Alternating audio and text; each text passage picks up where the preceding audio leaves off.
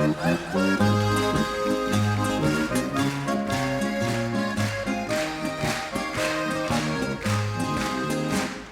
reicher alter Lebemann möchte nehmen sich eine Frau. Sie ist noch jung und ledig, er glaubt, mit die sich schlau. Jedoch dann in der Hochzeitsnacht läuft alles ganz verkehrt. Zuerst da liegt er unter ihr und jetzt unter der Erde. Was geht die so? Das geht uns gar nicht so. Wir sind nur alle davon. Was geht die so? Das geht uns gar nicht so. Wir sind nur alle davon.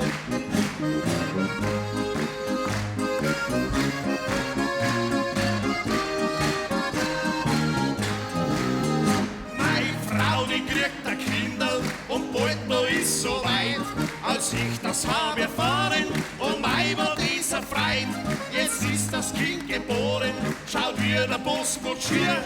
Ich frag, bin ich der Vater? Da sagt sie frech zu mir, was geht das dir an? Das geht mir gar nicht so, ich sing ja noch nicht davon. Was geht das dir an?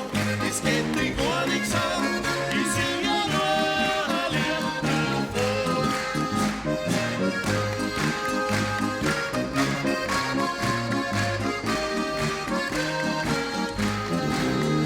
Wir fahren heim vom Auftritt, das ist so eine Geschichte, weil von uns beiden keiner aufs Trinken gern verzicht. Da kommt ein Streifenwagen mit einem netten Herrn. Er fragt, was haben's denn trunken? Da sag ich gleich zu ihm, was geht das sie an? Das geht sie gar nicht so, ich sing ja noch nicht davon. Was geht das sie an? Das geht sie gar nicht so, ich sing ja noch nicht davon.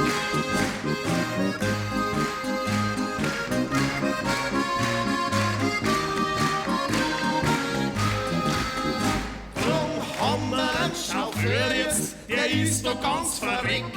Der frisst so Weiher Knoblauch, dass man Pfannen nicht so schmeckt. Und wenn's uns kontrollieren, da bloßt er ins Gesicht.